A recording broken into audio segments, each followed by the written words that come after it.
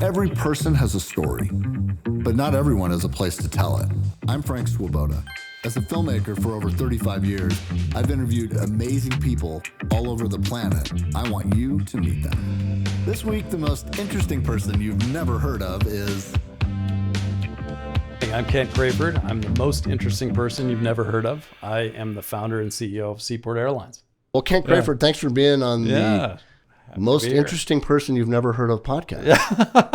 Because I didn't know who you were. Oh, I'll be honest. Aren't you the most interesting person I've never heard of? Frank? Absolutely not. Okay, well. Everybody's heard of me. Okay. How do you describe yourself? Wow. Gosh, I'm an entrepreneur. I'm a family guy. I'm an Oregonian. I'm a Catholic. We got I'm several, 3 out of 4 so far. Okay, great. Yeah, 13 years of Catholic education. Yeah, me too. I'm a logger, proud University of Puget Sound graduate. Okay, yeah. From Tacoma. I saw that. Yeah. I almost went there. I went to Gonzaga Oh, really? instead, yes. Is that right? I was at Business Week. Okay. Oh, yeah. Back in remember that in high school? I don't know. Anyway, I went to do. Business Week and it was at UPS, and there were a lot of really beautiful girls, and I thought, maybe I should go here. Anyway. So I applied to 6 colleges. I got into 2. My grades weren't great. You and I too. And they were University of Puget Sound and Gonzaga. and I went to UPS. Probably the same guy. No wonder. And I did meet a cute girl at UPS. So it all worked out. Yeah. There you go. It worked out good. But now what do you do? Yeah. Now you are. Now I am the founder and CEO of Seaport Airlines. This is an amazing thing. So before we get into that, I wanted to talk about, as I looked in your past a little bit, the reason you're here is because Jeff Bell, who was on this podcast a while back and a good friend of both of ours, your life changed in 2001 when you walked in and met Jeff Bell, I'm sure. It did. Well, Jeff Bell is one of those characters that enters your life that you, of course, never forget. And he's a force of energy, force of nature. He's just a leavening spirit, I guess. You know, somebody that's wonderful to be around, makes everybody around them better. And never in a panic. Yeah. No. And always cool under pressure. Always optimistic and seeing the positive in any situation. He's a mentor to me. So in 2001, I joined his public affairs firm, Gallen Public Affairs, and I was there for 7 years and studied at Jeff's knee, among others. I was really blessed. Well, I noticed in your LinkedIn description, you put that you sort of proudly put that you have PR and crisis communications experience. Yes. How much do you use that in your job now? Oh, tremendously. I mean, it's, right? Do you think any CEO today can not have some of that? I mean, I don't know how they do it without it. Jeff and the Gallen principal, Linda Coldiron, who was a TV newscaster out of Seattle, they put on our crisis communications as a product that we offered clients, and I took it as a client, and then I also assisted them on a few projects, and I learned a tremendous amount. And it's not just about how to speak to the media in front of cameras and everything else. It's really about critical thinking. It's about strategies for communication. They taught me that, you are in total control over what comes out of your mouth. That's right. What a concept. Isn't that amazing? Slow down. And you don't have to say anything. Absolutely. But you might have to. Sure. Yeah. Yeah. Choosing to say, I don't know or no is okay. Yeah. Yeah. I know. It's kind of an amazing experience that way. Before that, you worked for Slay Gordon. I did. Yeah. What was that like? Because I remember him as my dad was had run for state representative back in the 60s. Always said, thankfully, I lost by 3% of the vote. 4-time incumbent because I would have hated it. But Tom Foley was a good friend. They went to Gonzaga Prep together and skied together in high school. Oh, wow. Okay. And so he was always I was always interested. I worked on a couple of Tom's campaigns at the end. And that was really cool. We would it's basically all these DC guys and my brother and I. Mm-hmm. And he would come talk to us, which I always thought was refreshing, wow, and tell us that's stories cool. about our dad, Yeah. and like didn't want anything to do with Tad and Brock and Thad and all the guys from DC that he was working with. But my dad loved Slade Gordon, and my dad was a Democrat. Okay. Yeah. We just got out of a GSI event talking about collaboration and how far apart the world is today. It didn't used to be like that. Sure. Yeah. Slade was a unique guy. I mean, he, his background, he was 3-time U.S. Senator from Washington State. Before that, he was the Attorney General for Washington State. He argued, I can't remember, it was like 11 cases before the U.S. Supreme Court. Incredibly sharp guy. Know that. Yeah. He was very accomplished. And then he had a really amazing career after politics. In his 70s and 80s, he served on the 9/11 Commission at the request of President Bush. Yeah. And he was an amazing figure. I think, he was a pragmatist. He was kind of an old school practical guy. He very much believed in, the rule of law, good government. Same thing as Foley. All those guys had the same, and gals had the same. Yeah. Well, they were a product of a generation, that survived World War II. Greatest generation. And Slade had a military background in the reserves, I believe, if I recall correctly.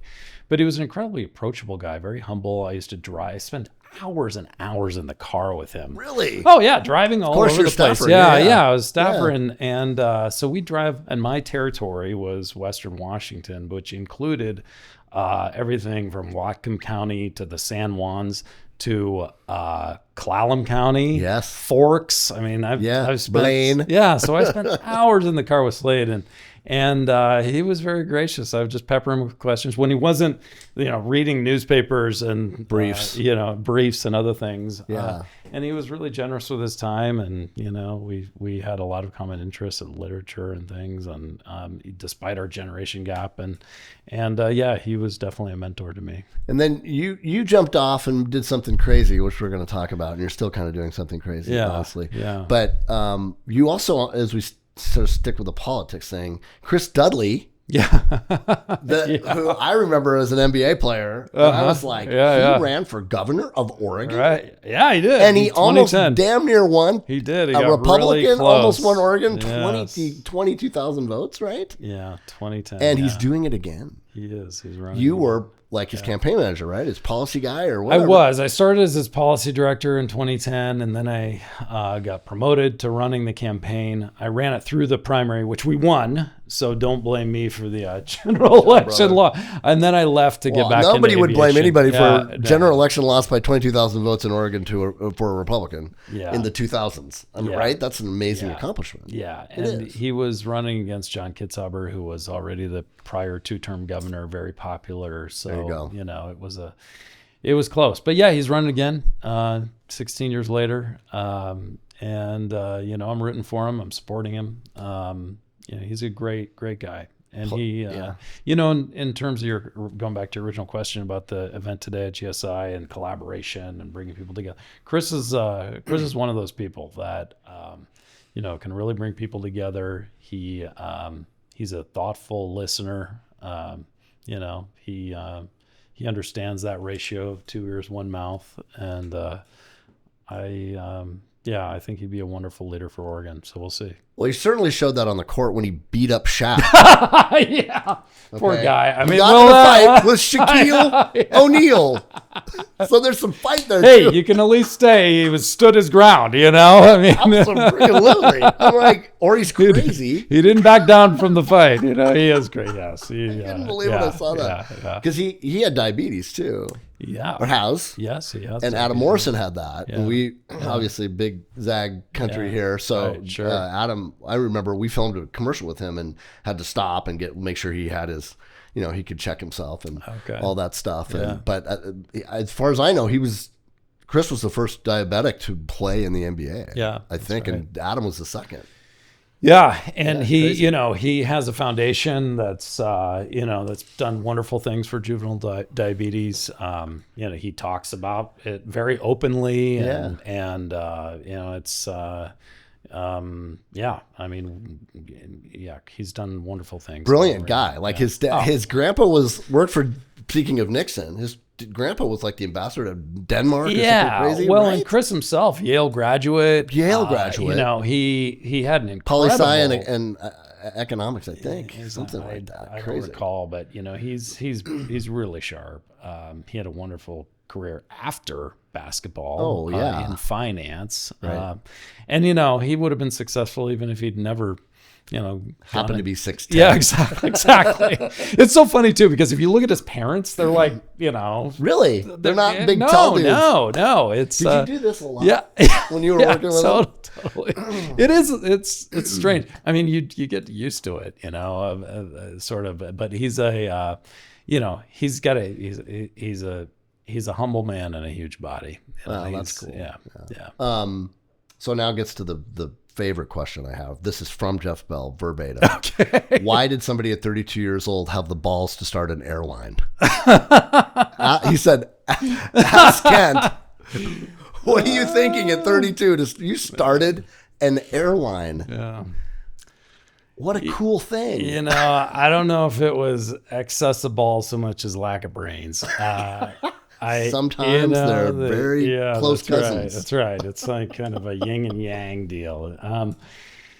Yeah, you know, I mean, I turned 50 next week, and Happy birthday. Thank you. Yeah. And if I knew then what I know now, I probably never would have done it. you know, Well, because- no, I mean, that's the beauty of yeah. youth. Oh, youth is it's a wonderful thing. So this was what year? That you 2008, something like that. Yeah, it was And 2008, you were yeah. 32. So we were just talking in yeah. in the car. I produced the movie The Basket about the same age that you were when Okay. you did that. Yeah. I remember when got interviewed about it, and the guy's like, "What made you think you could do this?" And I Yeah. go, "Well, nobody told us we couldn't." There you go. And I think you think that then, right? And I why not do this? You had a good idea, which is a brilliant idea. Oh, thank you. I mean, we were just walking out with Tim Welch, who's a Garco Construction, this legend who's built, you know, he built the kennel, he built the arena here. Okay. I mean, he is an amazing icon of this community. And he's like, instantly said, good idea. That's a great idea. I think it's going to work. You know in a blink if these things are going to work or not. Is that what hit you? Yeah. And it wasn't because I was in aviation or I wasn't a pilot. I had no aviation experience, or I wasn't even adjacent to aviation. I came out of politics and public affairs. You've and ridden on lobbying. planes, though. Well, that was the thing. I came at it from a customer's lot, perspective. yeah. I mean, I was in Portland. A lot of my clients were in Seattle. I was going back and forth all the time, about every other week. And I would drive, and it would take 3.5 hours. I'd take the train. It'd take 3.5 hours plus. And I would fly, and through SeaTac, by the time you get through all the rigmarole, that's 3.5 hours. And it just made no sense to me that the plane couldn't beat the car to Seattle. It is nuts. Yeah. It's nuts. It doesn't make any sense. It's 2026 now, and it's even worse than it was 18 years ago. Especially with TSA on Well, look at the headlines. I mean, right now, the TSA line this morning, I flew from PDX to Spokane this morning through the main terminal, and the TSA line was, even for clear, I'm clear and everything, and it was backed up. So we've got TSA folks going without paychecks right now, and so a lot of folks calling out, and lines are getting longer, and it really puts it on the front page just how broken our air transportation system is right now, and how prisoner we are of these increasingly larger and larger mega airports. Right. Well, so in 2008, you decide what? Or maybe before 2008, you I thought was about it. musing to a client. We were down on the Willamette River in downtown Portland, and I had this real estate developer client of mine, and I was going back and forth to Seattle all the time, and I said, wouldn't it be cool if we could run float planes from here to Lake Union in Seattle? It would be. Wouldn't that be cool? Freaking cool idea. Yeah. Well, that's as a current owner of float planes now, I can tell you it's a crazy, stupid idea. It'd never work. Don't even think about it. It sounded cool. It sounded really cool, but that was the genesis of the Seaport Airlines idea. So Seaport started in 2008. did. Yeah. And how did it go? I know there was a bump which led you to do other stuff. Well, led you to I mean, so Chris I Dudley, was, right? as you pointed out, I was 32. I had a great idea. I had no money. I actually just to buy a little equity in the deal, I took out a second mortgage. I liquidated my tiny little stock account. I had 2 kids in diapers, but I pushed in as much money as I could. And then my client, this real estate guy, he put up the rest. Well, it turned out, all combined, we didn't have as much money as we needed. Not even never close. capitalized oh enough my gosh, in whatever you do. We started on June 30th of 2008 with $10,000 in the bank. And it was so irresponsible. I mean, but I had never run a business. I never even managed a single person, and we just got started and got going, and America. we were eating our deposits. I mean, and we were just, negotiating with vendors, and unfortunately longer and longer payment terms. And then I just started hustling for investment, and I recruited. We actually did a contest with the Oregon Angel Fund. We won out of 100 companies. Well, it's a great idea. Thank you. Yeah, it was. Well, it cuts the travel time in half. I mean, that 3.5 hours between Portland and Seattle, cut it in half. So now it would only be, you would basically fly regional airport to regional airport. So, and we're doing that here, which we'll talk about. But it's like going from Phelps Field to Boeing, and right. What was the regional field in Portland? Well, it was still at PDX Airport. It was. But we operated out of our own little facility there. Gotcha. And so you pulled up in front of the building, parked, walked in about 100 feet to the counter, checked in 20 minutes before your flight, and then the airplane is right behind the counter, and you take off and go. There's no TSA, there's no lines, there's no waiting, there's no hassle. There's no half-mile walk from the parking lot to your gate. There's no, half-mile walk on the Seattle end either, and then waiting a half hour for ground transportation, all that. There's just none of that. We fly directly into Boeing Field, which is just south closer of the to stadium. Seattle. It's in Seattle. It's in Seattle. I just did this. The north end of the airport is in Seattle. We have a client that's a construction company, and they're like, well, we got our plane. We got our own plane, which is I think the same one, 9-seater prop. Yeah. Right. Yeah. They had a jet and then a prop, and we went Missoula. I mean, I remember Taylor and I were talking about this. Well, we hit the plane at 7 a.m. They pull up in and gone 7:05, 7:10, something like that. Yeah.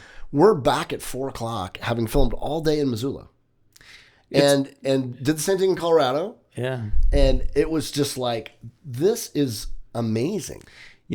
That's and so cost effective. Well, that's time wise. I had a client just before I started Seaport that had a plane, and we would fly around all over the West Coast from Bellingham down to Eureka, California, and communities in between. And we would do multiple communities on the coast and get back to Portland in time for dinner.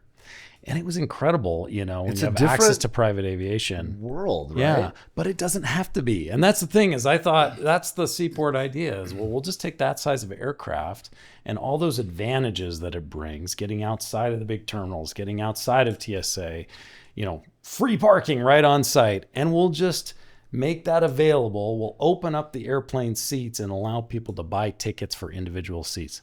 That's all Seaport Airlines is. It's private aviation, except we make it available to the public, and we're a real airline. You can buy it on a schedule. So was it popular in 2008? Oh yeah, What popular doesn't always mean that business is going well. No, it was terrible in the beginning because we were so undercapitalized. Right. You couldn't grow. Yeah, we ended up growing, but not the way according to the original plan. We went and got some subsidy contracts to serve Astoria and Newport and Pendleton. That gave us scale and some cash flow. That was good. And then what that did is that it gave the Seattle-Portland route time that it needed. And by month 15, it was profitable. So by September of 2009, we actually turned a profit on this original eponymous Seattle-Portland route. Crazy. Yeah. Well, you just need to give things time. I Yeah. mean, you can't expect an instant success. Right. And that's the benefit of, doing this the second time around is we have we're way better capitalized. We have a much better, and more realistic view of how long it takes to start something like So this. you and your partner disagree basically with how this is going to go, I'm guessing, and then you get out, and he kind of kept it rolling, and it didn't Yeah, work. I mean, so flashback to This is where your PR hat October comes of 2009. Yeah. We were deep recession. timing's Real estate crazy. businesses are, especially Interest rates. over leveraged real estate businesses. He ended up filing bankruptcy for his real estate businesses, and so his real estate empire was kind of cratering. And he started doing more with the airline, which was not good. We started butting heads, and he fired me. And so in the moment, it was terrible. I was like, I had mouths to feed, and I was like, oh my gosh, this was my baby. I brought it to life. And, so you go through that whole soul searching thing. Like, well, what do I do now? Scary. But I soon realized, it took me maybe a couple of years, but it was the best thing that ever happened to me, because it allowed me to go off onto my own. I went to Alaska. I bought a small mom and pop airline up there with a partner, and we've grown it, and we're now the regional airline for Southeast Alaska. Alaska Seaplanes. Alaska Seaplanes. Which I have ridden because we did a bunch of work. You're kidding me. Absolutely. Where? I was there. When was that? 2 trips in all of Southeast Yeah. for Search, Oh, terrific. which is a native Search is healthcare wonderful. system. Yeah, Amazing they're people. I great get chills thinking customer. about them. That was an amazing experience. So I was there 20 days the first time. Oh, wow. And we went every island, and Okay. I've told the story before, but I'll try to do it faster. So when I film, I have a reputation for the weather being great. Like whenever we film, like it's sunny in China or wherever in the world I've been. It's a tough order in Southeast Alaska. Okay, so we're August, and my photographer at the time, Tyler, who is from Alaska, he's like, "Should we tell him?" and they're like, "What? Tell us what?" He goes, "Well, the weather's going to be good." And they're like, "You've never been to Southeast Alaska, buddy." Yeah. And we're like, "You're right, we haven't." We get to Juneau, interviewing a doctor who's this amazing lady who is out fishing and catching her limit that morning. Oh, wow. Okay. Which you can do as a doctor that was the point of our campaign, was we were recruiting doctors. Oh, good. From Okay. Chicago and big cities. Terrific. And we All right. accomplished our goal in like 6 months. Yeah. Like, stop the campaign because it worked. And so we were trying to we highlighted these lifestyles of these amazing docs up there, all across all the islands. And we set up the camera. It's raining. She gets off the boat. She steps in front of the camera and it stops. And for the next 20 days, no rain, sun everywhere. We would leave and it would start raining, and we'd go to a place that's been raining and it would stop. It was kind of... So this is a rainforest? Yes. Do you know how statistically this improbable is nuts. I know, it's nuts. saying? And I just like... Wow, I'm you're not blessed. surprised. Well... Yeah. I sort of asked the universe for that years before, and it's been obliging. I don't know, but it was an incredible experience to see those places. And then they got mad because they're like, "This isn't how it is. This is not going to be fair. We're going to tell these doctors it's this sunny." I'm like, "It is this sunny. Like, what are you talking about? That didn't hurt when you actually see the mountains in Sitka, which you normally can't." Isn't it beautiful? Sitka is one of my favorent places in Alaska. Could you paint a more picturesque picture? You can't. It's just incredible. And the history of it too. The capital of Russian America, 200-year-old buildings still there. It's the native community was so cool. We got to just know these guys and hang out with them, and went back the next year 10 days, and it was still good weather. So I don't know. And we had a little bit different weather then, but not too bad. So that was just hopping those, and you get around by ferry or you're catching one of your flights. That's dude. right. Yep. That's right. And I loved it. Yeah. It was such a great experience. Oh, that's fantastic. Well, thanks for your business, Frank. Yeah. Search put us on it, so they booked the flights.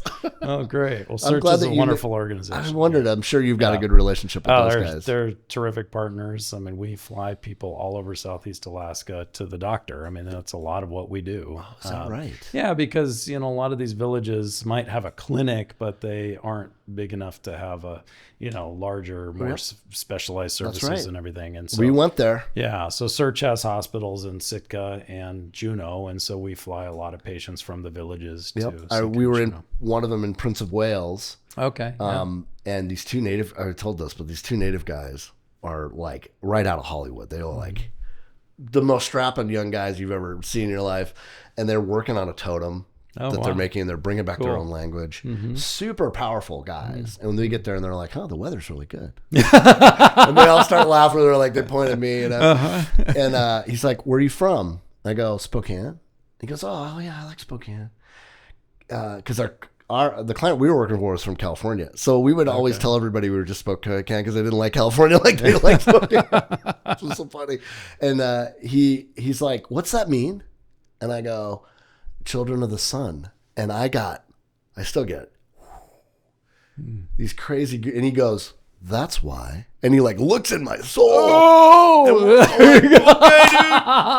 Yeah, there you go, Frank, child of the sun, man. I'm a Spokane guy all the way, so I bring the sunshine, I suppose. But I just thought you'd appreciate that just because of the time that you had there. So you that's working. It's going good. Why start Seaport again then? How'd that transition happen? I'm stoked that you're doing it. Yeah, well, it's two-part, I guess. One, because it's what I set out in this business to do originally, and so still your baby. Well, when you have unfinished business, you just it's gonna work. Yeah, it's that what was Langston Hughes' line? A dream deferred. You got to go back and finish what you started. So that's been a big part of it. That's been a driving ambition. But then also.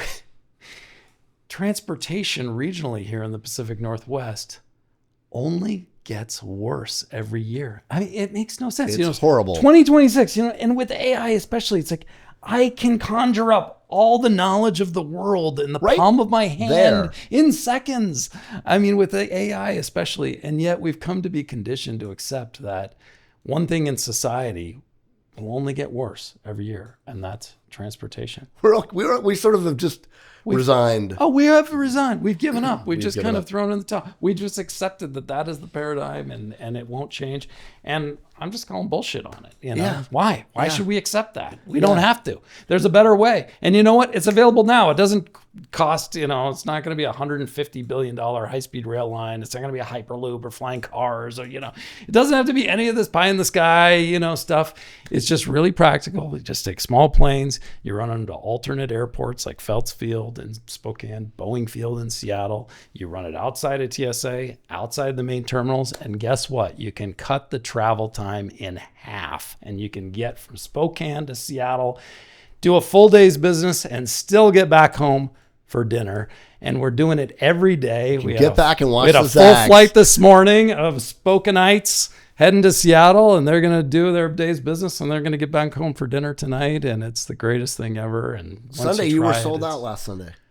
We were, yeah. That flight was sold out all day. Our seventh day of business, we had our first sellout flight. Yeah. Wow, you got enough capital to grow this thing? Yeah, I need to. Now it's working. It's working. That's why I'm here. Not just hitting up front, but we got to spread the word. I mean, that's the thing is that we like I said, I mean, we're well capitalized. We got a long you learned vision. A lot. Well, you learn you got to pace yourself, and you got to give it time.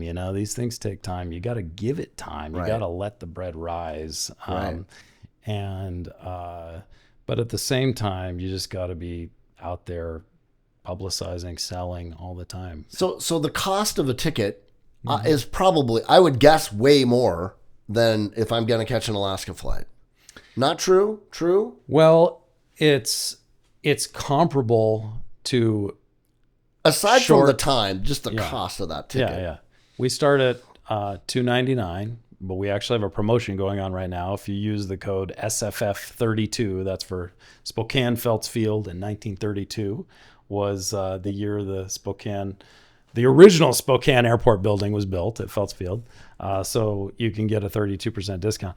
But flights start at $299, and that's comparable to your walk-up fare within 3 days on most major airlines. Absolutely. So, yeah. And there aren't a lot of options to Seattle anyway. I mean, it's basically Alaska, right? Well, there's a couple different options, but I'll tell you, all of the options go through SeaTac.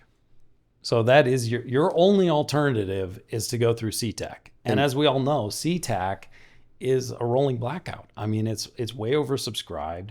They built the third runway, but they already needed a fourth. They've added gates, and they added 5. They needed 50. They need more taxiways. They need more parking lots. They need more roadway access. It's just all way over capacity. And it all comes down to what's my time worth. That's right. We're like, I'm going to go to Seattle. I'm going to pay a few bucks more, but I'm going to be there so much easier, less stressed, home faster. Yeah. 100% worth it. Like, absolutely. Well, we save about an hour and a half each way.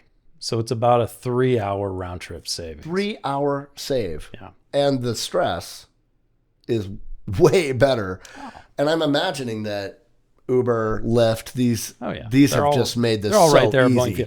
Well, that's you bring up a step great out point. of plane and you're in a car and you're gone. Oh yeah. No, what I use Lyft, and when I land at Boeing Field, we're wheels down, I hit the button, and usually the car arrives about the same time as I walk out to the curb, and it's waiting right there. Right at the curb. I mean, I can tell you all about it, how great it is. It's almost like people don't even believe it until they actually do it. And then when you do it, you're ruined. You have a great video that I saw today where this dad is basically like, I walked my kids to school. I got on a plane from Portland to Seattle. I had a meeting, at a lunch meeting. I'm back on the plane at 2 o'clock in the afternoon. I'm home at 5 with my kids. I watch the Blazers. Yeah. I'm like, that's the most important thing. That's right. The time with your kids. Well, that's right. We talk about, the efficiency of the travel and saving 3 hours, and you can reinvest that in work and, longer business stay in Seattle or whatever. Or you can just get home for dinner for a change. I have a really good friend who actually just passed away. My wife just passed away a couple of months ago. Oh, I'm sorry to hear that. And so we were kind of dealing with these things at the same time a little bit. It's a guy that I'd known with my first wife, had really close with his wife. And I remember when we were young, in our, they were WSU classmates and stuff. And I went to Gonzaga, and we were talking about his commute. We were over visiting, and he lived in Tacoma, and he worked in Seattle or north of Seattle, something like that. Mm-hmm. And I'm like, what's your commute like? And he's like, I'm on the road 3 hours a day. Yeah. At least. Mm-hmm. And I go, Tom, that means I see my kids 3 hours more than you do yours from living in Spokane. Yeah. And he just went, oh my God. And that's what it's about. Like, totally. Great dad, but, and that's obviously you've used dad in your life. I mean, oh man, between my wife and I, we have 6 kids. Yeah. And I have 4 between my wife and I. Wow. Yeah. Okay. Yeah. So, and especially as they get older, and we've still got 4 left in the house, 2 in college now. It's like, man, you start to realize like it's limited. Sure is. And I see it with my son. He's about to be a freshman next year, and it's like I am just hanging on to every minute that I can. Yep. And I try as hard as I can to be home as often as I can for dinner. I try to make games. I try to make recitals, all that. I try to limit my overnights away, Yeah. But at the same time, I'm running a business, and I got people relying on me. I got customers, I got employees, and everything else. I got to get done what I got to get done. And so I got to make my travel more efficient. So again, I mean, that is why I started Seaport, is because I came at it from the customer's viewpoint. Isn't that what every business should be coming from? You'd hope, I mean, a lot of times, unfortunately, businesses are solutions in search of problems, but here, I mean, the problem is so acute, and we all experience it. I mean, Washington State has gotten so difficult to move about. If you think about it, 100 years ago, we had an amazing, organically developed, mostly privately operated rail system across Washington State. Right? Yeah. We had a mosquito fleet of ferries all over Puget Sound. Yes. From Bellingham to Olympia and Shelton and everywhere in between. We had competing ferry lines. They were racing each other from Tacoma to Seattle. They were private. Yeah, they were privately operated, absolutely. And we had a nascent, air transportation network. Phelps Field had just opened in Spokane. 6 years later, they would build, a new airport My dad terminal. learned to fly at Phelps Field. Oh, is that on right? Grass. Oh, that's cool. grass So did fields. Jeff Bell's dad. Is that right? Yes. We never talked about that. Jeff's dad was an What? aviator. He was I didn't know Dad was 16. I think he was a naval aviator. World War II. Yeah, 1946 is when he got his wings or Wow, whatever. cool. And despite my grandma telling him, Yeah. "Oh, go kill yourself," like he was not a fan. But yeah, So 1946 was the year that Geiger Field opened, and Spokane's airport shifted from Phelps Field to Geiger Field. So that's right. So Seaport Airlines is the first commercial airline to bring back air service to Phelps Field in 80 years, since 1946, when your dad got his wings. That is incredible. Yeah. And that's when my brother filmed a photo of you in front of that plane, in front of that terminal, just like there was one from way back, in the same spot that they had filmed one way back in the day. Sure. So cool. Yeah, well, and there you Skyway go. Cafe's coming back. It is. It's Which supposed was to open so in sad June. that it I burned. know, but it's going to be a wonderful rebirth. It's like a phoenix from the ashes. It will I mean, rise people again. are going to line up and go It's just gonna to be get. fantastic. We're so thrilled, man. I mean, not only as an amenity for our customers, but just for the awareness that their customers will bring to the Seaport service. One of the things I asked Jeff is I said, well, Spokane Airport must be pissed at this because you're going to be running there. And he's like, no, they were the ones that were all about it. They were like almost our idea, or they were recruiting you. No, they really worked to recruit us. Todd, you must know Todd. Todd Todd's a Woodard, good dude. great I love Todd. guy. Yeah, great guy. Love Todd a lot, They're the new CEO of Spokane Airports. David is a wonderful guy, really sharp. That's good. I got to tell you, and Ryan Sheehan, the COO of Spokane Airports, total pro. The guy who really made it happen, though, and I got to give the greatest credit to, is Joe Neville. He's their air service development manager, and it's his job to recruit more air service to Spokane. And what a wonderful economic development function, because Right. airports are economic engines. You've got to have commerce, you got to have travel, you got to have fluidity of People movement. got to be here. People have to be able to go back and forth to multiple places in multiple methods, and so that's their philosophy: is come one, come all. Let's have. That's so encouraging to Sure, hear. it's no knock on flights to to SeaTac or San Francisco or anything else, but we should have other options, and if there's a business commuter option that can operate some frequency as we do, they thought it was a great And thing. they actually own Phelps. They do, yeah. That's so it's a huge win. Oh yeah. And I just think about my daughter graduated from UW. Mm-hmm. I spent a lot of time in Seattle during the 4 years she was there, going to see her. Okay. We would have used this so much. Oh yeah. Because you're not driving the pass. Sorry, I'm not sending you over that pass home when Yeah. it dumps, right? Right. Great for me to get there and faster. I could have gone and seen her. We could have dinner. I could have come home. Like, there's a lot of advantages to that, not only on the business side, but also, like students and parents and going to see the Mariners. I was like, I literally thought this. I was like, opening day for the Mariners I always usually go. Yeah. I'm a huge Mariner fan. And I'm like, opening day is next Thursday. I'm like, I don't think I could go because I got to shoot on Friday afternoon. Oh. But then I'm like, Here you wait a go. minute, I think I could maybe, I don't know when you guys run, but I don't know if there's a later flight. If it's a day game, it's a day game, I could do it. Yeah. Or you could take we have the a morning. 6 a.m. flight back. So you could fly 6 a.m. back. What's that code again? SFF 32.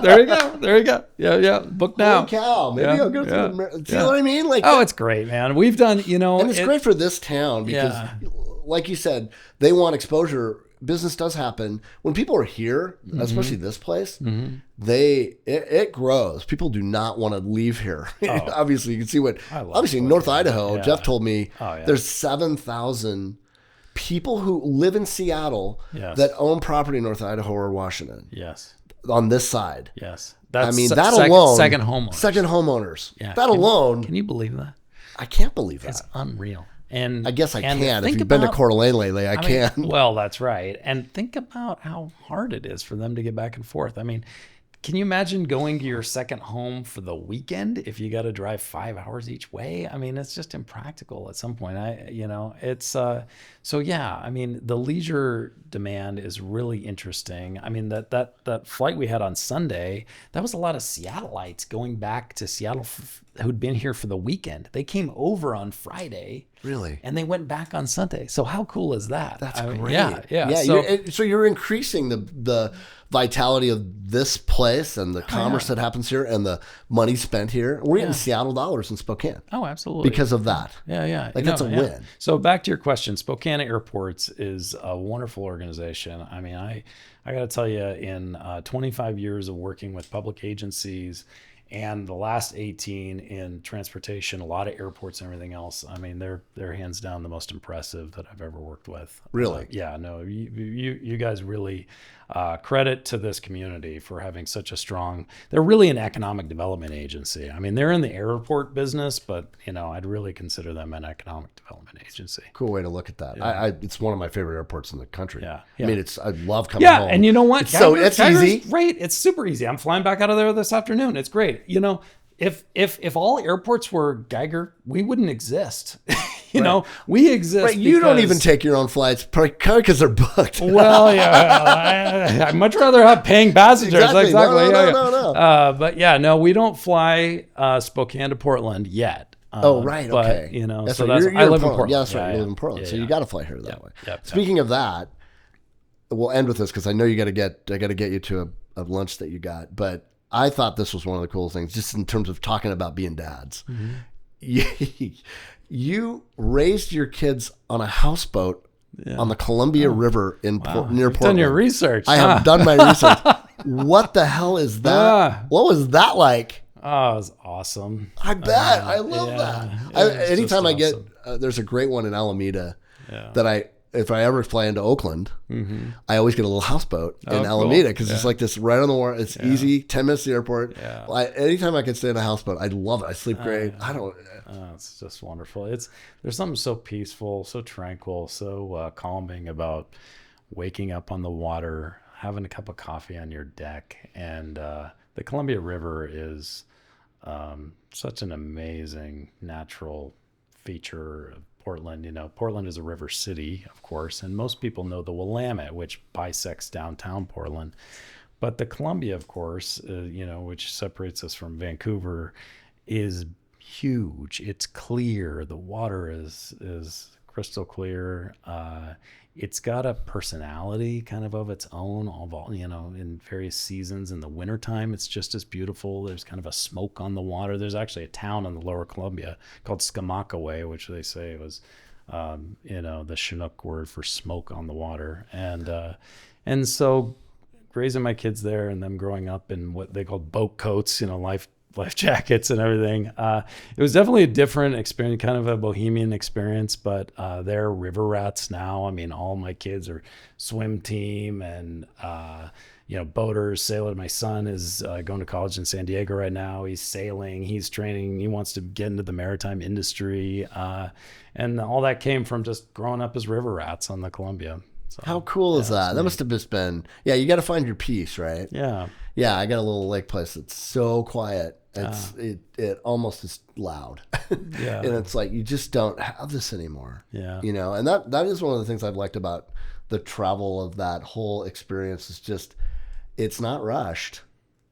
Like the experience of getting literally walking out of your car and onto a plane almost within 5 minutes is, it's out of body. I can't explain. You gotta realize how. it. I guess I realize when I do that how the other option is so stressful. Well, it is. I mean, that's one of the things we talk about is that not only are you getting to your destination an hour and a half earlier, or cutting your travel time by an hour and a half, but you're arriving as yourself.